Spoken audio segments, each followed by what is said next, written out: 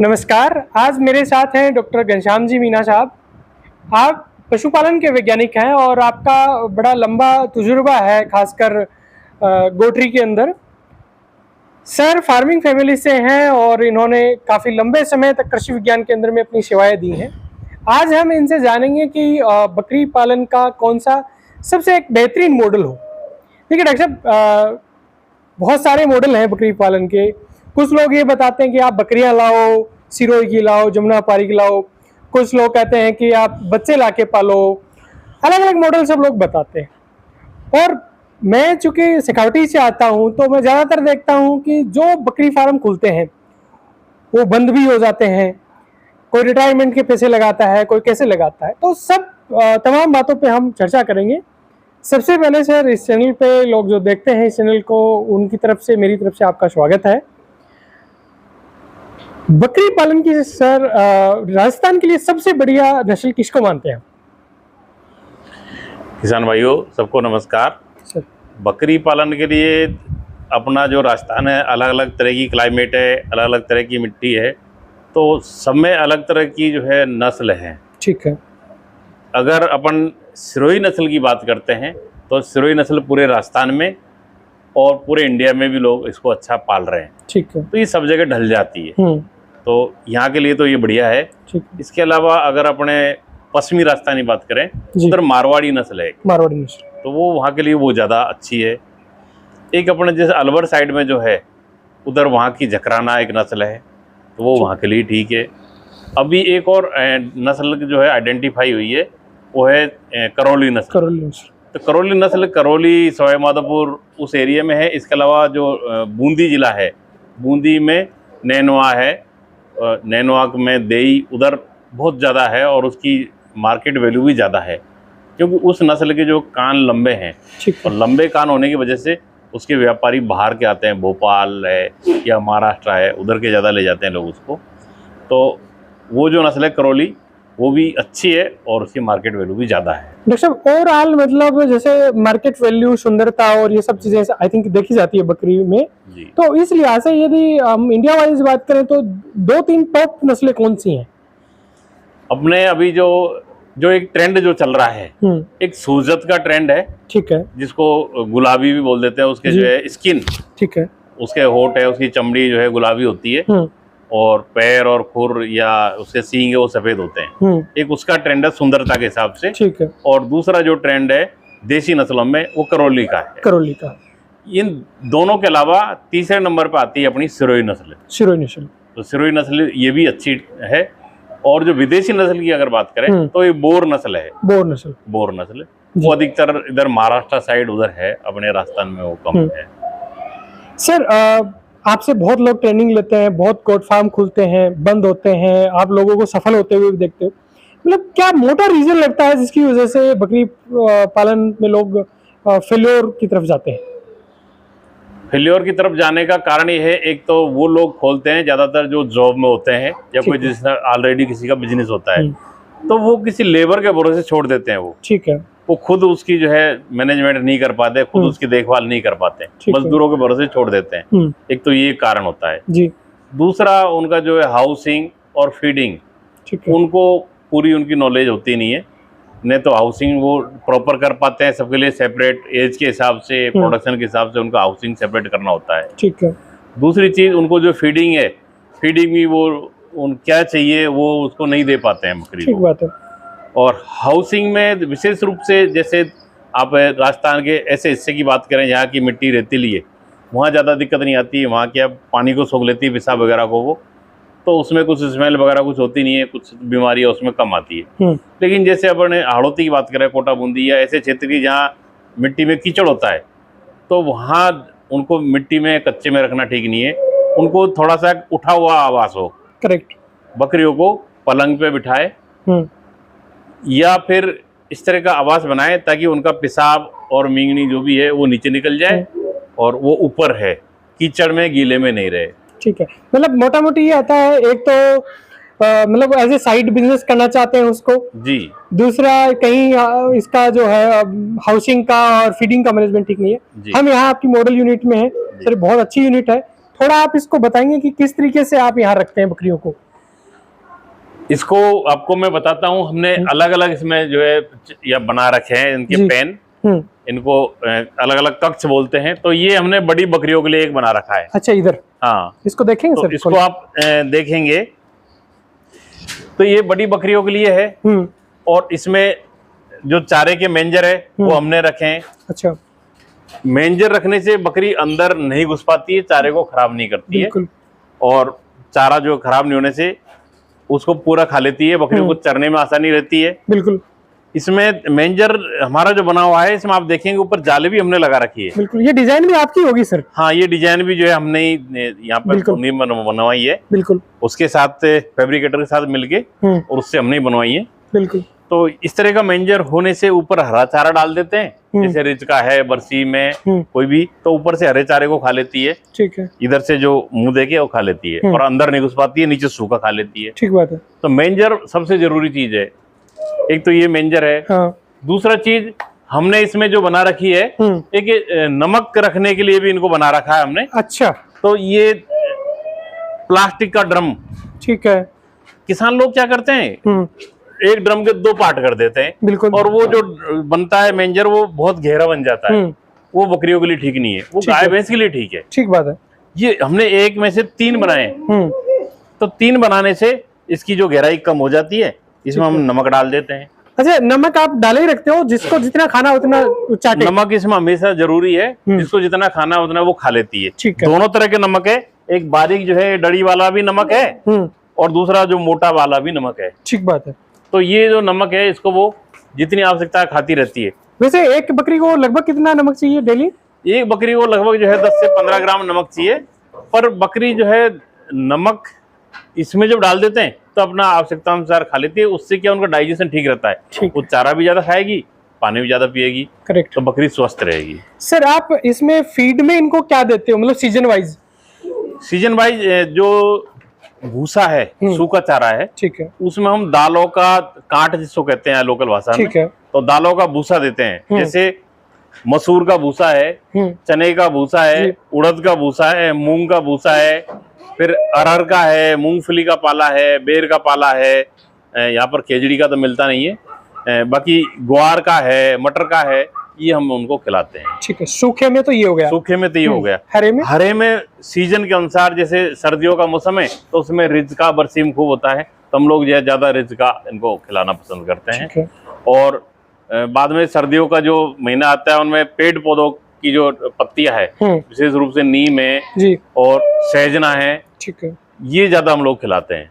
Correct. तो ये पेड़ पौधों की पत्तियां बहुत बढ़िया है। अभी का ये जो सीजन चल रहा है, इसमें बबूल की फलियां और बबूल की पत्तियां, ठीक है, तो ये हम लोग इनको खिलाते हैं। क्या भूसा, जैसे अपना सूखा हो गया, हरा चारा हो गया, इसके अलावा क्या इनको दाना भी देना चाहिए? इनको दाना भी देना जरूरी है जी। तो दाने में हम लोग मिक्स करके देते हैं।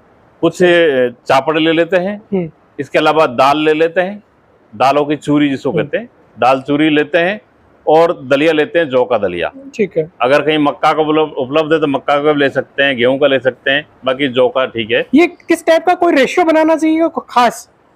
इसका जैसे आपके लगभग जो है 30 से और 40% दलिया, ठीक है, ऐसे ही लगभग 20% के करीब इनका जो चापड़, ठीक है, और वही 15 to 20% जो है चूरी, बिल्कुल, ये हम लोग लेते हैं। और इसमें फिर नमक भी मिक्स कर सकते हैं चाहे तो, ठीक है, नहीं तो नमक अलग से भी खिला सकते हैं। और मिनरल मिक्सचर करीब 2% मिनरल मिक्सचर, मतलब 100 किलो में 2 किलो मिनरल मिक्सचर। तो इन सबको जो है मिला के और इनको खिलाते हैं। तो एक पशु को लगभग जो है 250 से 300 ग्राम ये डेली का इनको खिलाना होता है। दाना चाहिए जी, दाना चाहिए। ठीक है सर। कोई जैसे जो ब्याने वाली बकरी होती है, उस टाइप की बकरियों का कोई खास स्पेशल फीड मैनेजमेंट करते हैं आप? स्पेशल तो अलग से कुछ नहीं है, उनको हम लोग अलग निकाल देते हैं। ठीक है। हमने जो हाउस बना रखे हैं यहाँ, इसमें हम देखेंगे तो जो ब्याने वाली बकरी है उनका एक अलग है, तो उनको हम 15 दिन पहले उनको अलग कर देते हैं। ठीक है। और उनको अलग से फीडिंग, वही फीडिंग देते हैं, लेकिन वो अलग करके देते हैं ताकि दूसरी उनको डिस्टर्ब नहीं करे, उनको मारे नहीं, बिल्कुल, या चोट नहीं पहुंचाए, बिल्कुल, इसलिए उनको अलग कर देते हैं हम। और जो छोटे बच्चे हैं उनको अलग कर देते हैं। ठीक बात और जो मेल है उनको भी अलग कर देते हैं। अच्छा, इनको सबको जैसे एक बार बताएंगे डॉक्टर साहब इधर, जी। कि सबको सेपरेट सेपरेट रखते हैं क्या आप? हाँ, इनको सबको सेपरेट हम रखते हैं। तो आपको एक बार तो मैं इधर से बता देता हूँ। हमने इसमें जो पार्टीशन कर रखे हैं, तो यहाँ आपको ये दीवारें दिख रही होगी इसमें, बिल्कुल। तो एक पोर्शन ये है, दूसरा पोर्शन ये छोटे बच्चों का है। ठीक बात है। जो दूध पीने वाले बच्चे होते हैं, तो बकरी को इस गेट से अंदर ले जाके और दूध पिला के वापस इधर कर देते हैं। ठीक है। अगला जो पोर्शन है वो जो पार्ट होती है उनका है। ठीक है। उससे अगला वाला पोर्शन जो है बकरे हैं, जो मेल है उनका है। और सबसे लास्ट में जो पोर्शन है वो जो बकरी ब्याने वाली होती है या ताजा ब्याई है उसके लिए है। उसके लिए तो सबका अलग अलग पोर्शन बना रखे हैं। ये तो अंदर का है। हाँ। और ऐसे ही सबके इसमें सब में गेट लग रहे हैं। बाहर भी हमने ऐसे ही कर रखा है। बाहर देखेंगे एक बार डॉक्टर? तो बाहर हमने क्या है, जाली लगा रखी है जी। और जाली भी आप देखेंगे तो 2x2 की है, छोटी जाली है। ठीक है। ये मोटे तार में और छोटी जाली है, ताकि कोई बकरी का सिर वीर इसमें अंदर नहीं फंसे। Okay, right. बिल्कुल। ये जाली है, नीचे तो दीवार करिए लगभग जो 1-1.5 फीट की दीवार, उसके ऊपर से जाली लगाइए ताकि जाली मिट्टी के संपर्क में नहीं आए या कोई जंगली जानवर इसके नीचे से अंदर नहीं घुसे। ठीक है। तो इसलिए हमने इसमें ये जाली लगाई है। और जाली की जो हाइट है वो भी 6 फीट रखी है। हाँ। तो हाइट 6 फीट होने से कोई बाहर से जानवर आने की भी संभावना नहीं रहती है। ठीक है। ये डॉक्टर साहब क्या बनाया आपने? ये छोटे बच्चों के खेलने के लिए है। अच्छा। हमने बताया कि अंदर का जो पोर्शन है वो छोटे बच्चों का है, तो उनको बाहर खोलते हैं तो छोटे बच्चे इसमें इधर से चढ़ के इधर कूद जाते हैं, उधर से इधर कूदते रहते हैं, तो उनसे उनकी ग्रोथ ज्यादा होती है। तो छोटे बच्चों के खेलने के लिए हमने इसमें बना रखा है। और वो टायर भी हमने रखे हैं जी, तो वो भी उसमें बच्चे कभी ऊपर चढ़ते हैं, कभी नीचे कूदते हैं, खेलते रहते हैं वो। तो खेलने के लिए हमने बनाया है। बिल्कुल। फिर अब आप इसमें देखिए हमने पौधे लगा रखे हैं कुछ। ये ठीक बात है। ये जामुन एक है, लेकिन इसमें जो है बरगद का पेड़ है। बिल्कुल सर।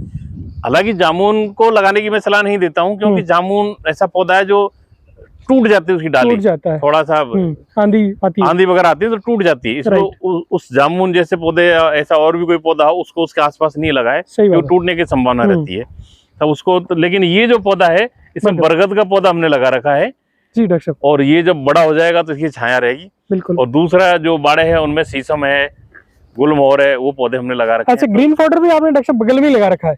ग्रीन पाउडर में हमने रिजका लगा रखा है जी, तो पास में ही है। हाँ। और इसमें गेट दे रखा है पीछे, तो उधर से काट के अंदर इसमें या ग्रीन पाउडर इसमें डाल देते हैं। लेबर कॉस्ट भी बच जाती है, लेबर कॉस्ट बच जाती है पास में। तो इस तरह का ये आवास हमने बना रखा है। आप देख रहे हैं सबका जैसे अंदर अलग अलग पार्टीशन है, जैसे बाहर भी सबका अलग अलग पार्टीशन है। देखिए साहब, एक चीज आती है, कुछ लोग जैसे बोलते हैं कि बकरी को खोलना जरूरी है, फ्री ग्रेजिंग जरूरी है, तो क्या वास्तव में फ्री ग्रेजिंग इसके लिए नेसेसरी है या स्टॉल फीडिंग पे भी बकरी पालन किया जा सकता है? डॉक्टर साहब, इसमें ऐसा है, हम जो बकरियों को चराने ले जाते हैं ना, तो चराने नहीं ले जाते वो ले जाते हैं थकाने, उसको कहते हैं थकाने ले जाना। क्योंकि आप लोग देखते हैं कि जो लोग बैठ के काम करते हैं, हाँ। जैसे चेयर पे बैठते हैं या दुकान में बैठते हैं, वो लोग थोड़े से शरीर से मोटे ताजा रहते हैं। और जो खेतों में काम करते हैं वो दुबले पतले रहते हैं। इसका मतलब जितना उनने जो खाया वो वहीं हजम हो जाता है। बकरी जो खाएगी वो घूमने फिरने में ही खत्म हो जाता है। बिल्कुल। अगर वो स्टॉल फीडिंग में रहेगी तो जितना खाया वो उसके शरीर बढ़ाने में काम आता है। और बकरी को जो है हम बॉडी वेट के हिसाब से अच्छी उसको रखनी है, बॉडी साइज उसकी अच्छी होनी चाहिए, उसी से उसका जो है मीट प्रोडक्शन के लिए हो जाती है। तो मीट भी अच्छा होगा, दूध भी अच्छा होगा, तो स्टॉल फीडिंग ज्यादा अच्छी है। एक ओपन जैसे हमने बाड़ा बना रखा है, ओपन बाड़ा बना दे ताकि उसमें थोड़ा सा घूम ले वो। ठीक बात है। शाम सुबह के टाइम में तो इस तरह से उनको रखना है। एक डॉक्टर मेरा एक सवाल आपसे जी, कि मान लो कि कोई आदमी बकरी पालन स्टार्ट करना चाहता है जी, तो उसके लिए कौन सा मॉडल बेस्ट मॉडल हो कि वो यो करे, भाई पहले ट्रेनिंग ले या फिर बकरियां लाए उसको पाले, बच्चे लाए उसको पाले, या पाठ लाए उसको पाले, तो कौन सा मॉडल जो कि कम खर्चे में जिसमें बकरी पालन किया जा सकता है, तो वो कौन सा मॉडल आपको ठीक लगता है? किसान भाइयों, सबसे बढ़िया मॉडल तो ये है कि आप सबसे पहले तो उसकी ट्रेनिंग ले। ठीक बात है। ट्रेनिंग लेने के बाद जी जो लोग कर रहे हैं उनके यहाँ भी थोड़ा सा अनुभव लें, चाहे वो किसी सरकारी इंस्टीट्यूट हो चाहे प्राइवेट हो, तो उसके बाद में वो बकरियां लेके आए। लेकिन बकरियां ऐसी लेके आए जो आप कह रहे बच्चे नहीं लाए जी, वो लाए जिनके साथ बच्चे हो, ऐसी बड़ी बकरियां लेके आए। बिल्कुल। तो उससे क्या है कि बड़ी बकरी लाने से ऐसी बकरी खरीदनी है जिसके साथ कम से कम 2 या 2 से अधिक बच्चे हो। ठीक बात है, वो जो बकरी आएगी वो आगे भी ज्यादा बच्चे देने की संभावना रहती है। बिल्कुल सही। वो भी जो अगली बार ब्याएगी तो 2 या 2 से ज्यादा देगी, और वो जो बच्चे हैं उनसे भी 2 या 2 से ज्यादा होने की संभावना रहती है। इसलिए आप ब्याई हुई बकरी लाए जिसके साथ बच्चे साथ में हो कम से कम 2 या अधिक, तो उससे क्या है आपको 6-8 महीने में ही दो बकरियां जो है और तैयार हो जाती है जी। तो ऐसी बकरियां आपको लानी है, तो ऐसा सिलेक्शन करके फिर आप शुरू करें। लगभग कितनी बकरी से स्टार्ट करना उचित होगा?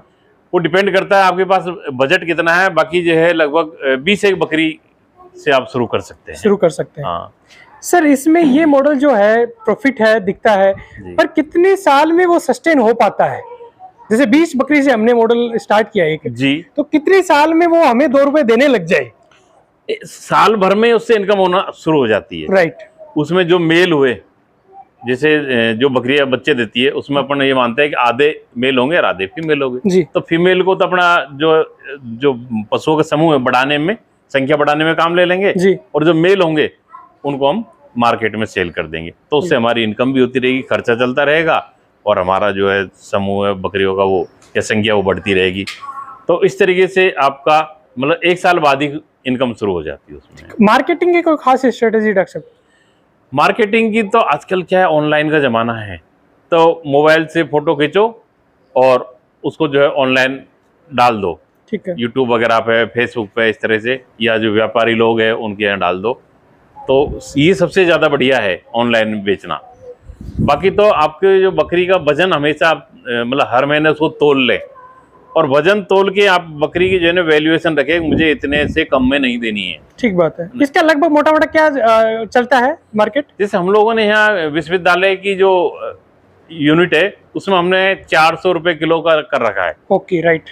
लाइव वेट 400 रुपए किलो। डॉक्टर साहब, एक किसानों को जो बकरी पालन करते हैं उनको एक शॉर्ट में क्या मैसेज देना चाहेंगे आप? ये कहूँगा कि आप बकरी पालन करें तो सबसे पहले तो एक तो ट्रेनिंग करके करें जी। दूसरी चीज, आपकी जो क्षेत्र है उस क्षेत्र की क्लाइमेट के हिसाब से आपको कौन सी नस्ल रखनी है, तो वही नस्ल आप रखें। और हमेशा बकरी जब भी लाएं वो ब्याई हुई बकरी लाएं जिसके साथ में 2 या उससे अधिक बच्चे हो। आप जो बकरियों में जो बकरा रखते हैं वो ऐसा हो जो किसी नस्ल का हो और वो खुद ही भी जुड़वा हुआ हो। करेक्ट। तो उससे आने वाली संतान भी जुड़वा होने की संभावना रहती है। ठीक बात है। और आपके जो ब्रीडर है उस ब्रीडर को आप हर साल चेंज कर दें, क्योंकि उससे उसकी जो प्रोजनी उनको वापस इनब्रीडिंग डिप्रेशन नहीं है, हाँ, वो नहीं करवाना है जी। और इसके अलावा बकरियों को नमक, उनको हरा चारा, सूखा चारा, ये सब ठाण में दें। आवास की साफ सफाई रखें और पानी की हमेशा व्यवस्था रहे। तो इस तरह का आप कर रहे हैं। और रही बात उनका जो टीकाकरण और डीवर्मिंग की, वो समय समय पर उनको टीके लगवा लें। और डीवर्मिंग मतलब पेट में कीड़े मारने की दवाई दे दें, तो आप उसमें कभी भी बकरी पालन व्यवसाय में असफल नहीं होंगे। ये मेरा संदेश। थैंक यू सर, आपने बहुत ही प्रैक्टिकल और आपका पूरा जो अनुभव है पिछले कई सालों का वो किसानों के साथ शेयर किया। मैं इस पूरे खेती का डॉक्टर परिवार की तरफ से और सभी किसानों की तरफ से आपका बहुत बहुत आभार व्यक्त करता हूँ। Thank you sir. धन्यवाद।